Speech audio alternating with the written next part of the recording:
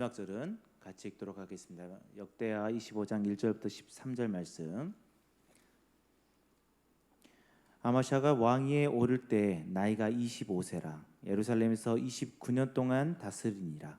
그의 어머니의 이름은 여호앗단이요 예루살렘 사람이더라.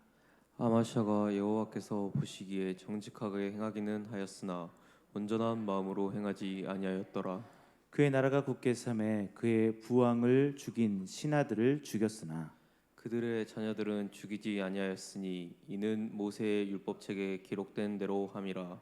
곧 여호와께서 명령하여 이르시기를 자녀로 말미암아 아버지를 죽이지 말 것이요 아버지로 말미암아 자녀를 죽이지 말 것이라.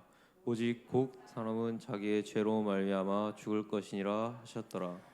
아마샤가 유다 사람들을 모으고 그 여러 족속을 따라 천부장들과 백부장들을 세우되 유다와 베냐민을 함께 그리하고 20세 이상으로 계수하여 창과 방패를 잡고 능히 전쟁에 나갈 만한 자 30만 명을 얻고 또 은 100달란트로 이스라엘 나라에서 큰 용사 10만 명을 고용하였더라. 어떤 하나님의 사람이 아마샤에게 나와서 이르되 왕이여 이스라엘 군대를 왕과 함께 가게 하지 마옵소서. 여호와께서는 이스라엘 곧 온 에브라임 자손과 함께하지 아니하시나니 왕이 만일 가시거든 힘써 싸우소서. 하나님이 왕을 적군 앞에 엎드러지게 하시리이다. 하나님은 능히 돕기도 하시고 능히 패하게도 하시나이다 하니. 아마샤가 하나님의 사람에게 이르되 내가 100달란트를 이스라엘 군대에게 주었으니 어찌할까? 하나님의 사람이 말하되 여호와께서 능히 이보다 많은 것을 왕에게 주실 수 있나이다 하니라. 아마샤가 이에 에브라임에서 자기에게 온 그들을 나누어 그들의 고향으로 돌아가게 하였더니 그 무리가 유다 사람에게 심히 노하여 분연히 고향으로 돌아갔더라. 아마샤가 담력을 내어 그의 백성을 거느리고 소금 골짜기에 이르러 세일 자손 10,000명을 죽이고 유다 자손이 또 10,000명을 사로잡아 가지고 바위 꼭대기에 올라가서 거기서 밀쳐 내려뜨려서 그들의 온몸이 부서지게 하였더라. 같이 읽겠습니다. 아마샤가 자기와 함께 전쟁에 나가지 못하게 하고 돌려보낸 군사들이 사마리아에서부터 베토론까지 유다 성읍들을 약탈하고 사람 3,000명을 죽이고 물건을 많이 노력하였더라. 아멘. 오늘도 복되고 귀한 우리 예배 시간 또 말씀의 시간이 되길 소원합니다. 오늘은 온전한 마음으로라는 제목으로 같이 말씀을 나눴으면 좋겠습니다. 역대하를 계속 이렇게 묵상하고 있습니다. 저는 이제 청년들과 큐티를 계속 아침마다 하고 있어서 저희 이제 매일 성경 본문을 따라가다 보니까 이 역대하 본문을 계속 묵상하고 나누고 있습니다. 읽다 보니까 한결같이 처음부터 끝까지 온전한 마음으로 하나님을 섬겼다라는 내용이 성경에 없더라고요. 쭉 읽어보니까 뒤에는 나올 수도 있을 것 같아요. 그래서 참 안타까웠어요. 그리고 또 한 가지가 하나님께서 칭찬받는 왕의 경우에도 실패가 전혀 없었다 이렇게 말하기도 어려워요. 다윗도 그랬고 솔로몬도 그랬고 그 외에 여러 왕들도 하나님께 칭찬을 받았지만 그의 역대기를 쭉 읽다 보면 그들이 잘못도 간혹 나오기도 합니다. 그러나 확실한 것은 있습니다. 뭐냐? 처음만 잘한다고 되는 것이 아니라 중간에 흔들리라도 마지막에 하나님을 온전히 붙잡는 일을 하나님께서 칭찬하신다는 것입니다. 그래서 우리 모든 성도님들이 이 세상에서 힘겨운 삶을 살아가지 않습니까? 그러나 그 끝에 낭망하고 지쳐서 힘들고 어려울지라도 마지막에 주님을 꼭 붙잡고 마지막에 하나님께 칭찬받는 우리 모든 성도님 되기를 예수님의 이름으로 축원드립니다. 자, 오늘은 아마샤 왕이 나옵니다. 아마샤 왕. 이 왕의 평가는 어떠냐? 오늘 본문 2절 말씀해 보니까 이렇게 말하고 있어요. 아마샤가 여호와께서 보시기에 정직하게 행하기는 하였으나 온전한 마음으로 행하지 아니하였다라고 얘기하고 있어요. 정직하게는 행했어요. 그러나 온전한 마음으로 행하지 않았다라고 합니다. 이것을 쉽게 이야기하면 지금 우리가 이해할 수 있는 말로 하면 이렇습니다. 겉은 그리스도인인데 속은 그리스도인이 아닌 거예요. 겉은 번지르르한데 속은 정말로 그리스도인이 아닌 거예요. 그러니까 무늬만 크리스천 또는 썬데이 크리스천이라고 얘기를 하고 있죠. 그래서 아마샤 왕이 행한 것들을 보면 말씀대로 행하는 것처럼 보입니다. 자, 오늘 본문 3절과 4절입니다. 제가 읽겠습니다. 그의 나라가 굳게 섬에 그의 부왕을 죽인 신하들을 죽였으나 그들의 자녀들은 죽이지 아니하였으니 이는 모세의 율법책에 기록된 대로 함이라. 곧 여호와께서 명령하여 이르시기를 자녀로 말미암아 아버지를 죽이지 말 것이요 아버지로 말미암아 자녀를 죽이지 말 것이라. 오직 각 사람은 자기의 죄로 말미암아 죽을 것이니라 하셨더라라고 얘기하고 있죠. 어떻습니까? 자기의 부왕을, 그의 부왕을 죽인 사람을 이제 척결을 합니다. 그래서 반역을 일으켰던 사람들을 다 척결하는 거죠. 그런데 그 반역을 일으켰던 사람의 3대 4대까지 우리나라에서는 예전에 죽였지 않습니까? 그런데 이 왕은 그렇게 하지 않았어요. 반역을 일으켰던 그 사람만 죽이고 자녀는 죽이지 않았어요. 왜? 모세의 율법책에 기록되어 있기 때문에. 그러니까 하나님의 말씀대로 행하는 모습처럼 보입니다. 그렇죠? 이처럼 아마시아 왕은 말씀대로 행하는 삶을 살아가는 것처럼 보였어요. 그런데 이것이 그의 형식적인 모습이었다라는 거예요. 왜? 다른 모습이 그 아래에 발견되거든요. 자, 6절 말씀입니다. 자, 또 은 100달란트로 이스라엘 나라에서 큰 용사 10만 명을 고용하였더라라고 얘기하고 있어요. 이게 무슨 하나님의 말씀대로 행하지 않는 것입니까라고 할 수 있지만, 자, 이것이 뭐냐면 에돔과의 전쟁을 선포하고 이제 전쟁을 하려고 합니다. 그런데 우리가 어떤 전쟁을 할 때 가장 먼저 하는 게 뭘까요? 우리가 저 사람들과 싸워서 이길 수 있을까 계산해 보는 거죠. 계산해 보니까 이기기 좀 어려울 것 같아요. 그러다 보니까 어떻게 해요? 이 유다 왕국에서 그러니까 북이스라엘의 용사들을 이제 우리로 말하면 이렇게 렌탈하는 거죠. 그들을 데려오는 거예요. 그래서 그들을 데려와서 자기들의 전쟁에 앞장 세우려고 했던 것이죠. 그러니까 다분히 계산적인 모습을 보이고 있어요.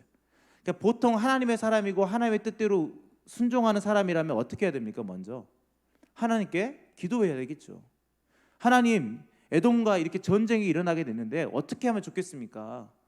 이 전쟁에서 우리가 승리할 수 있을까요? 어떻게 하면 승리할 수 있을까요? 하나님께 물어봐야 되는데 오늘 본문의 앞에와 뒤에 그 어디에도 하나님께 물었다라는 내용이 없어요. 이것은 무엇입니까? 그가 형식적으로는 그리스도인의 모습, 하나님을 믿는 사람, 하나님을 따르는 사람, 하나님의 의지대로 살아가는 사람처럼 보이지만 실상은 그의 삶 속에서 그 그리스도인의 모습이 보이지 않는다라는 거죠. 그리고 그는 이렇게 이야기합니다. 이 9절 말씀에 아마샤가 하나님의 사람에게 이르되 내가 100달란트를 이스라엘 군대에게 주었으니 어찌할까라고 얘기하죠. 이게 뭐냐면 이제 어떤 하나님의 사람이 아마샤에게 나와서 그게 잘못됐다라는 것을 알려줘요. 당신이 은 100달란트에 북이스라엘 용사들을 데려왔는데, 용병으로 데려왔는데 이것은 하나님 앞에서 범죄한 거다. 왜 그들과 함께 하느냐? 나는 너희들을 특별히 세웠고 너희 민족을 통해서 내가 역사를 이룰 텐데 왜 너희들은 북이스라엘 사람들을 데려와서 같이 이 역사에 동참시키려고 하느냐라고 질책합니다. 근데 이때 또 조금 그것이 좀 다가왔나 봐요. 그러니까 형식적으로 그리스도인들도 하나님의 말씀을 간혹 듣습니다. 그러니까 어떤 사람이 이야기하니까 그래요? 하는데 또 계산적으로 바뀌는 거예요. 어떻게 해요? 100달란트를 이미 지불했는데, 그 얘기를 하는 거예요. 100달란트를 지불했는데 어떻게 합니까? 그때 그 선지자가 이렇게 얘기합니다. 그것보다 더 많은 것들을 왕에게 줄 것이다. 이 말이 좀 부드러운 것처럼 보이지만 실상은 그렇지 않습니다. 아니, 하나님이 더 좋은 걸로 주신대요. 그러니까 포기하세요, 이런 겁니다. 자, 뭔가 좋은 것 같지만 자신에게 준 자신이 준 그 은 100달란트 때문에 아까워하는 계산적인 모습이 그에게서 보인다라는 거죠. 근데 여기까지는 그럴 수도 있고 저럴 수도 있어요. 실수할 수도 있습니다. 그러나 그 과정 속에서 이제 마지막 그 에돔과의 전쟁에서 승리했을 때의 모습은 참담합니다. 자, 오늘 14절 말씀인데 오늘 본문 이후에 있는 말씀입니다. 14절 말씀을 같이 한번 읽어보도록 하겠습니다. 시작. 아마샤가 에돔 사람들을 죽이고 돌아올 때 세일 자손의 신들을 가져와서 자기의 신으로 세우고 그것들 앞에 경배하며 분향한지라 라고 했어요. 자신의 계산대로 하려고 했으나 하나님이 막으셨어요. 그리고 하나님의 방법대로 승리했습니다. 하나님이 역사해 주셨어요. 그러면 우리는 통상적으로 어떻게 해야 됩니까? 하나님께 감사해야 됩니다. 그런데 그는 감사하지 않았어요. 도리어 그 우상들을 숭배했던 이방신들을 데려와 가지고 자기가 숭배하는 거예요. 그래서 한 선지자가 나와서 질책하죠. 15절 말씀. 그러므로 여호와께서 아마시아에게 진노하사 한 선지자를 그에게 보내시니 그가 이르되 저 백성의 신들이 그들의 백성을 왕의 손에서 능히 구원하지 못하였거늘 왕은 어찌하여 그 신들에게 구원하이까라고 얘기해요. 아니 저들의 신은 저들을 구원하지도 못했는데 왜 전능하신 하나님이 당신에게 승리를 주셨음에도 불구하고 이 우상을 숭배합니까? 저 이방 신들을 숭배합니까? 라고 질책합니다. 그리고는 이 왕은 어떻게 합니까? 그 선지자의 입을 닥치라고 얘기하는 거예요. 닥쳐라. 내가 너를 내가 정말 치겠다. 그 입 다물라라고 얘기하는 거예요. 16절 말씀에 선지자가 아직 그에게 말할 때 그 말을 하고 있을 그때 어떻게 합니까? 왕이 그에게 이르되 우리가 너를 왕의 모사로 삼았냐? 그쳐라. 어찌하여 맞으려 하느냐? 이렇게 얘기하고 있는 거예요. 전쟁에 나가기 전에는 그래도 한 선지자의 말을 들었습니다. 그런데 전쟁에서 승리하고 나니까 이제는 우상을 숭배하고 하나님의 말씀도 들으려고 하지 않아요. 사랑하는 성도 여러분, 오늘 설교의 제목이 온전한 마음으로입니다. 이 아마시아 왕은 온전한 마음으로 하나님께 나아가지 못했어요. 형식적으로는 그리스도인의 모습을 보였지만 그의 내면은 완전한 그리스도인이 아니었다라는 거죠. 그렇기 때문에 그 사람을 어떻게 표현하냐? 온전한 마음으로 하나님을 섬기지 못했다. 그 안에는 가식이 없어야 되는데 그 안에는 가식이 넘쳐났고 그 안에는 자기 스스로의 자존감만 높아져서 하나님을 멀리하고 모든 승리가 자기에게서부터 나왔다라고 이야기하면서 자기를 더 높이는 그런 모습들을 그가 보이고 있는 것입니다. 사랑하는 성도 여러분, 온전한 마음이라는 것은요, 우리의 신앙이 동일해야 됨을 이야기하고 있어요. 처음과 끝이 동일해야 되고 겉과 속이 동일해야 되며 그 모든 삶에서 하나님을 향한 열망을 가지고 살아가야 됩니다. 그게 온전한 마음이고 동일한 마음입니다. 어려울 때는 하나님의 도우심을 구합니다. 하나님, 저 이렇게 힘들고 어렵습니다. 그런데 그 모든 것들이 해결되고 나서 이제 평안해질 때 그때는 어떻습니까? 하나님을 찾지 않아요. 이제 됐다. 하나님을 구할 때는 열심히 구하고 이제 자기가 평안할 때는 하나님을 찾지 않고 구하지 않습니다. 가장 어리석인 사람이죠. 우리는요, 어려울 때도 하나님을 찾아야 되지만 우리가 풍족하고 그 모든 문제들이 해결되었을 때 그때 더 하나님을 찾아야 될 줄 믿습니다. 그게 온전한 마음으로 하나님을 찾는 것입니다. 그래서 아마시아 왕이 그렇게 온전한 마음으로 행하지 않아서 그의 백성들에게 어려움을 당하게 하고 그의 어리석음이 이스라엘과의 전쟁을 일으키게 되고 나중에 사로잡히게 됩니다. 이 모든 것이 무엇 때문입니까? 그가 온전한 마음으로 하나님을 섬기지 못했기 때문입니다. 겉과 속이 달랐고 겉만 크리스찬인 번지르르한 크리스찬의 모습만 보였기 때문에 그의 백성들과 그가 그런 지경에 놓이게 된 것이죠. 사랑하는 성도 여러분, 그렇다면 온전한 마음으로 행하는 것은 무엇일까? 지금 이야기했던 것들을 좀 정리해서 두 가지로 말씀드리고 싶어요. 첫째는 뭐냐? 여러분, 모든 일에 먼저는 근심하지 말고 하나님을 믿어야 됩니다. 우리가 온전한 마음으로 행할 수 있는 것은 뭐냐면 어떤 문제가 발생했을 때 근심하면 그 근심에 우리가 무너지게 됩니다. 그러나 하나님 분명히 말씀하시는 것은 근심하지 말고 나를 믿으라 라고 얘기하고 있어요. 요한복음 14장 1절 말씀입니다. 우리가 믿음으로 같이 한번 읽었으면 좋겠습니다. 너희는 마음에 근심하지 말라. 하나님을 믿으니 또 나를 믿으라. 아멘. 하나님 분명히 우리에게 말씀하시죠. 근심하지 말라. 너희 앞에 당한 모든 일들 가운데 너희 근심하지 말아라. 나를 믿고 나를 의지해라 라고 말하고 있는 거예요. 에돔과의 전쟁은 아마시아 왕에게 엄청난 근심거리로 다가왔을 거예요. 군대를 비교해도 군대 전력이나 이런 걸 봤을 때 그들을 이기기 쉽지 않겠는데 이걸 우리가 이겨낼 수 있을까? 이런 근심 중에 있었을 것 같아요. 그러면 그 근심 중에 무엇을 해야 되겠습니까?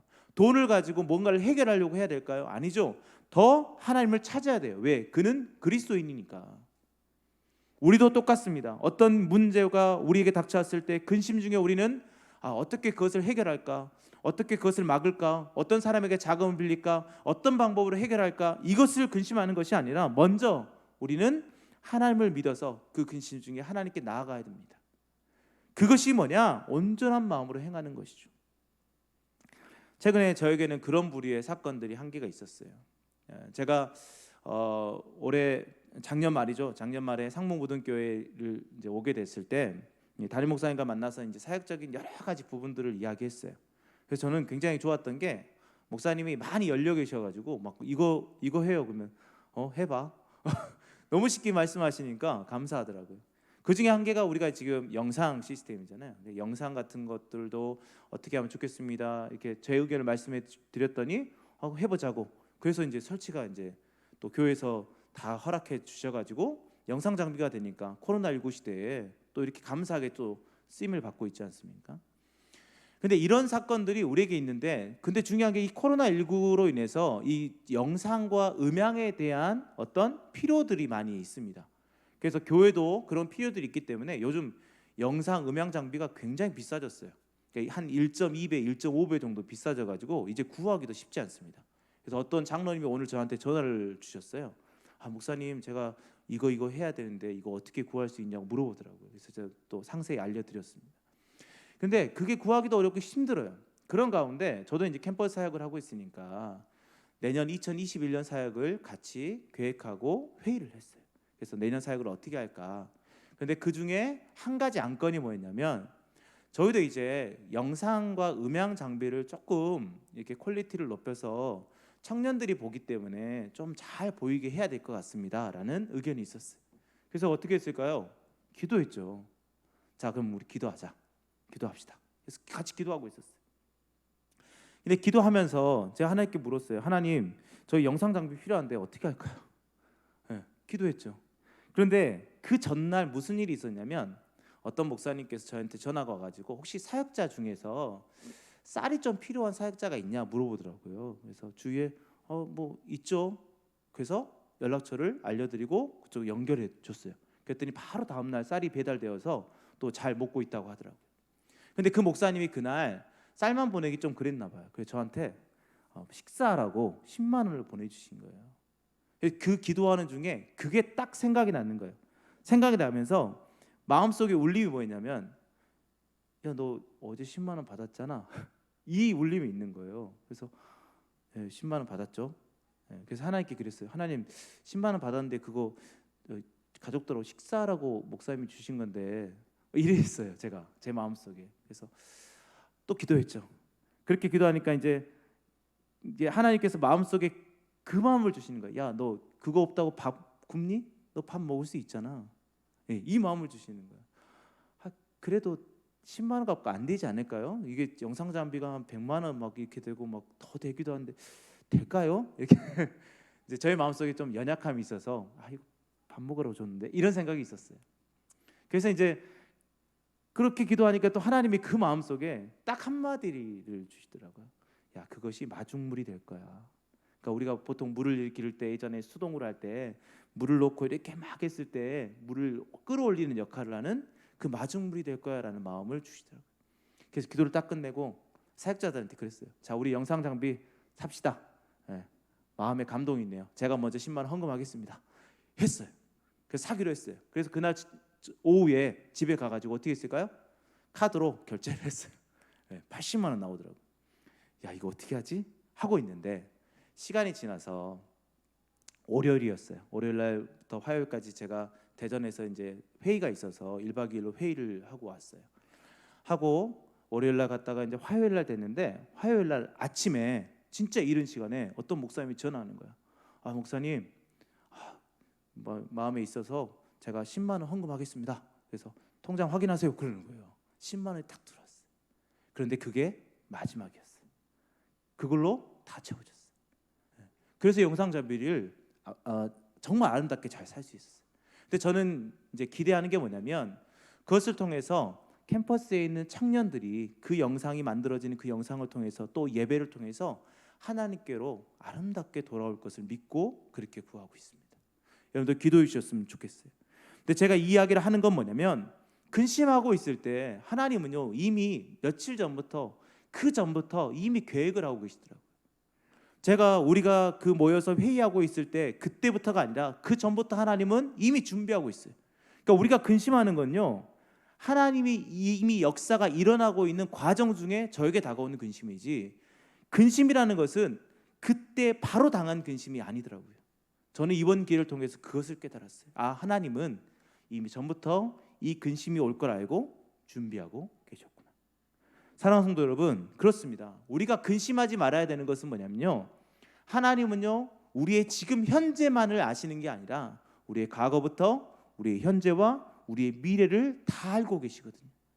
그렇기 때문에 우리가 근심하지 않고 하나님을 믿을 수 있는 거예요. 우리가 그 모든 것들을 믿고 구했으면 좋겠습니다. 로마서 4장 18절 말씀에 아브라함이 바랄 수 없는 중에 바라고 믿었으니 이는 내 후손이 이 같으리라 하신 말씀대로 많은 민족의 조상이 되게 하려 하심이라 라고 했어요. 바랄 수 없는 중에 바란다. 우리는 그래요. 바랄 수 없죠. 어떻게 될까? 어떻게 되겠지?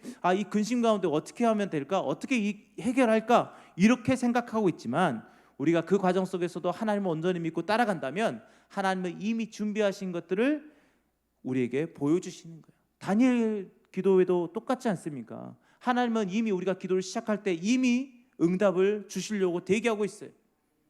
그리고 그 기간이 지났을 때 하나님이 우리에게 더 풍족하게 채워주시는 것을 우리는 경험하게 됩니다. 사랑하는 성도 여러분, 아무것도 보이지 않을지라도 우리는 그 가운데 하나님의 음성을 듣고 순종해야 돼요. 여호수아 3장 15절부터 16절 말씀해 보니까 요단이 곡식 거두는 시기에는 항상 언덕에 넘치더라. 궤를 맨 자들이 요단에 이르며 궤를 맨 제사장들의 발이 물가에 잠기자 곧 위에서부터 흘러내리던 물이 그쳐서 사르단에 가까운 매우 멀리 있는 아담 성읍 변두리에 일어나 한 곳에 쌓이고 라고 되어 있어요.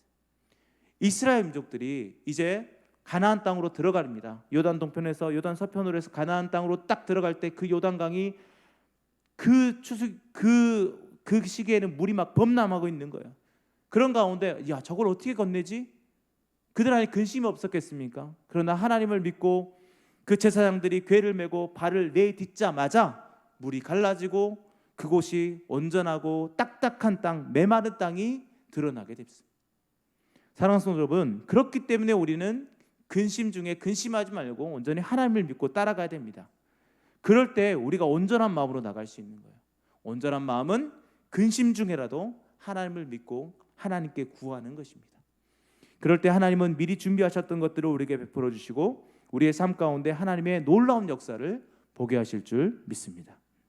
자, 그렇다면 두 번째, 우리가 온전한 마음으로 행한다라는 것은 뭘까? 저는 그게 감사라고 생각합니다. 온전한 마음으로 행하는 것은 늘 하나님께 감사하는 거예요. 아마샤 왕은요 에돔과의 전쟁에서 승리했습니다. 그리고 나서 교만해졌어요. 그는 그래서 이방신을 갖고 하고 섬기기도 하고 북이스라엘에게 우리 만나서 좀 얘기할 거 좀 해야지. 너네들이 우리나라에 왔다가 우리 백성들을 짓밟고 이 성읍들을 불태우고 가지 않았니? 좀 대화 좀 하자라고 했을 때 북이스라엘 왕이 아마샤에게 뭐라고 얘기하냐? 19절 말씀. 오늘 본문 이후에 있는 19절 말씀에 내가 에돔 사람들을 쳤다고 내 마음이 교만하여 자긍하는도다 라고 얘기하고 있어요. 북이스라엘 왕이 입을 통해서 하나님이 말씀하시는 거예요. 너 교만이야. 너 교만이야. 네가 한 것이 아니야. 이것은 하나님이 하신 거야 라고 그에게 질책하는 거예요. 물론 북이스라엘 왕은 그런 의미가 아니었겠지만 하나님은 북이스라엘 왕을 통해서 그렇게 말씀하시는 거예요. 성경에서는 지속적으로 반복하는 것은 뭐냐? 하나님의 것은 하나님께 돌려드려야 된다는 거예요. 그래서 자꾸만 하나님의 것을 내 것처럼 내가 한 것처럼 하면 그것은 범죄가 된다는 것이죠. 누가복음 20장 25절 말씀 우리가 잘 알고 있죠. 가이사의 것은 가이사에게 하나님의 것은 하나님께 바치라. 하나님의 것을 갈취하는 것은 도적이며 그것은 범죄며 그것은 우리를 죽이는 것입니다. 모든 전쟁은 주께 속하였다라고 고백하고 찬양하면서 우리가 그 모든 승리는 하나님의 것입니다라고 외치지만 정작 우리의 마음속에서는 감사가 없고 하나님이 주어지는 그 풍족함 채워주심이 없다면 사랑하는 성도 여러분, 그것은 교만이고 그것은 하나님을 온전히 섬기지 못하는 것입니다. 그래서 온전한 마음으로 행하는 자들은 늘 어떻게 한다? 하나님께 감사하는 자예요. 제가 중학교 때 운동을 했습니다. 운동을 해서 그때는 공부와 운동을 병행하지 않았습니다. 운동하는 사람들은 공부를 열애를 시키고 계속 훈련을 했어요. 그래서 1학년 때부터 3학년 1학기 때까지 2년 반 동안 운동을 했거든요. 운동을 하니까 공부는 자연적으로 못 하게 됐죠. 그러나 여러 상황 속에서 이제 고등학교를 진학해야 돼서 이제 운동을 그만뒀어요. 그래서 이제 반년 동안 공부를 하고 이제 고등학교 갈 준비를 하죠. 지금처럼 뭐 그냥 뺑뺑이처럼 돌아가는 것이 아니라 그때는 시험을 봐서 들어갔거든요. 인문계, 실업계에서. 근데 실업계를 갈 수 없는 상황에서 인문계를 가야 됐어요. 저에게는 두려움이 있어요. 막 사람들이 시험 보면 떨어지고 그러는데 야, 공부도 안 했는데 떨어지면 어떻게 하지? 그래도 같이 공부를 하고 친구들과 함께 또 기도도 하고 모임도 갖고 했습니다. 그때 한 선생님이 저에게 근심하고 있을 때 저에게 다가와서 뭐라고 말씀하냐, 홍이야, 우선 너 감사헌금 한번 할래? 라고 하시는 거예요. 아니 무슨 감사헌금? 너 하나님이 붙여주실 걸 믿고 먼저 감사 한번 해볼래? 이렇게 하시더라고요. 아, 네, 뭐 해보죠. 그래서 감사 제목을 줬어요. 하나님, 고등학교에 붙여주셔서 감사합니다. 무대뽀였죠. 했어요. 그래서 감사헌금을 교회에 딱 드렸어요. 근데 마음 평안해지더라고요. 그리고 시험을 봤습니다. 어떻게 됐을까요? 네, 합격했어요.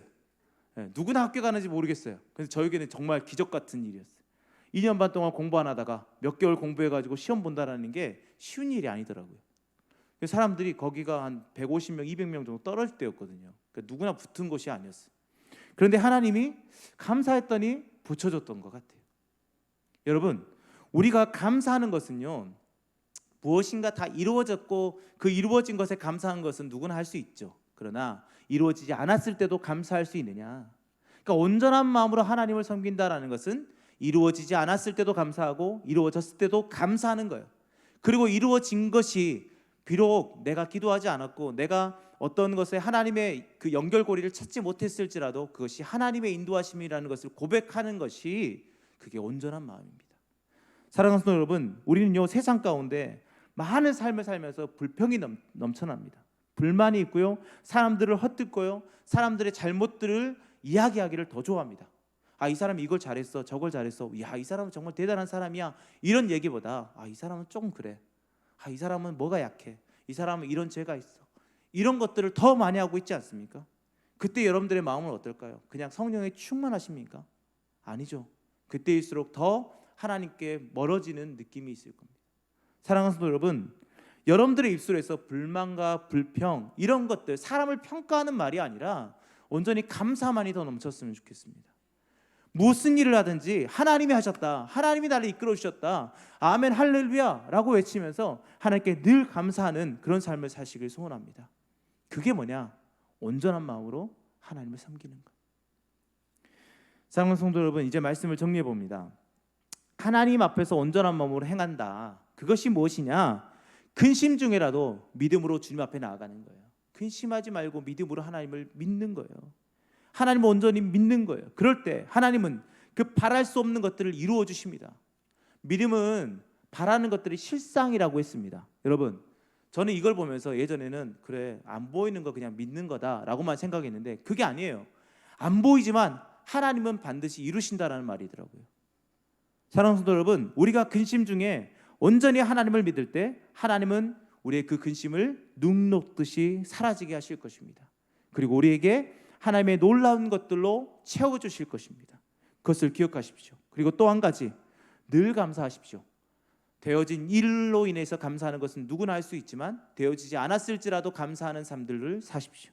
그럴 때 하나님이 여러분들로 하여금 더욱더 큰 복으로 함께 하시고 여러분들이 바랄 수 없는 것까지도 더 바라게 하시며 여러분들의 삶과 모든 것 위에 하나님의 신실하신 길을 인도하실 것입니다. 그렇기 때문에 감사함으로 나아가십시오. 그래서 하나님 앞에서 여러분 모두가 온전한 마음으로 행하시길 소원합니다. 그리고 하나님이 이끄시는 대로, 그 보호하시는 대로 그렇게 살아가서 한 주간 근심 중에라도 하나님을 믿으며 또 감사가 없을지라도 그 가운데 감사하실 수 있는 우리 모든 성도님이 되기를 예수님의 이름으로 축원드립니다. 기도하겠습니다. 하나님, 우리의 간증은 예수 그리스도밖에 없습니다. 그런데 우리는 자꾸만 무엇인가를 이루고 행할 때 그것이 나의 능력으로 된 것처럼 착각하며 내 마음대로 살아가고 있지 않습니까? 하나님, 그 모든 것들을 내려놓고 우리의 간증은 오직 예수 그리스도임을 고백하게 하여 주시옵소서. 우리 안에 많은 풍랑이 이를지라도 주님이 주시는 기쁨으로 그 풍랑 가운데서 잔잔함을 경험하게 하시고, 특별히 우리가 근심 중에라도 온전히 하나님을 믿고 살아가고 또한 하나님께 늘 감사가 넘치는 저희의 삶이 되게 하여 주시옵소서. 인도하실 주님을 찬양합니다. 예수님의 이름으로 기도하였습니다. 아멘.